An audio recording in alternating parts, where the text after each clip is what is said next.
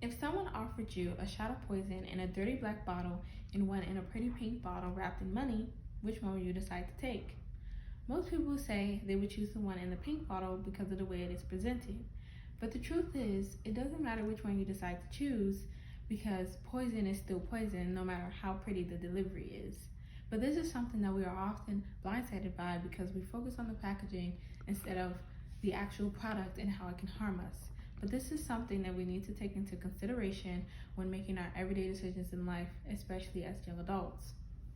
All over America, teens in high school and even in middle school are being found vaping because they are easily pressured into trying to fit into today's society. But when they buy these vapes, they often forget how harmful they can be to the body because they are being advertised a vape that is more appealing to the eye, and they are being told that they are less harmful than the traditional cigarettes. But this couldn't be more far from the truth.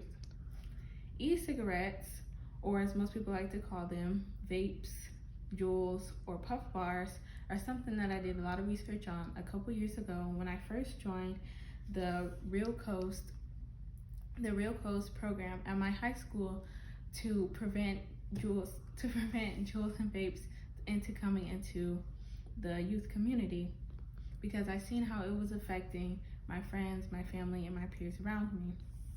But even though Juuls and vapes are dangerous to everyone, they are especially dangerous to teens and people of young age because they have harsh chemicals that can cause them lung damage, ruin their brain development, and possibly make them become more addicted to other tobacco products. Vapes contain ultrafine particles that can be inhaled deeply in the lungs, along with heavy metals like nickel, tin, and lead. But one of the most harmful chemicals that are found in the vape juice is diacetyl. According to the previous investigations by the Centers of Disease Control and Prevention, inhaling diacetyl and other contents like it can cause major lung damage to the human body. But diacetyl is only one of two of the major chemicals that are affecting the teens. The other one is nicotine.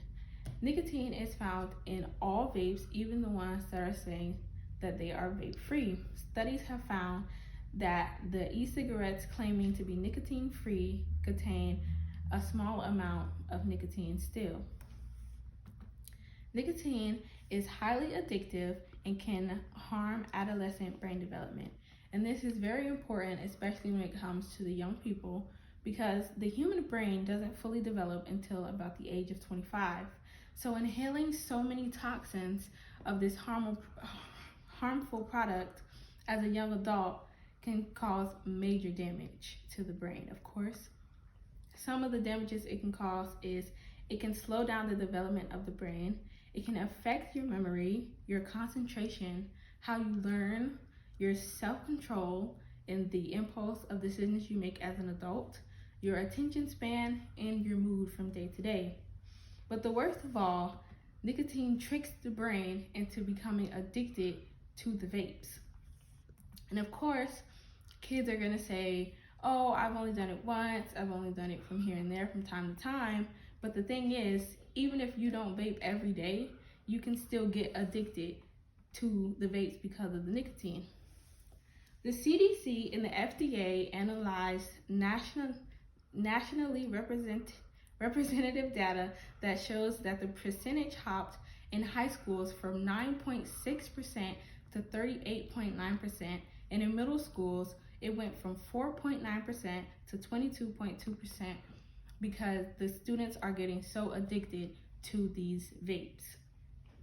Having this addiction and a growing brain may set up for paths for later addiction to other substances other than vapes.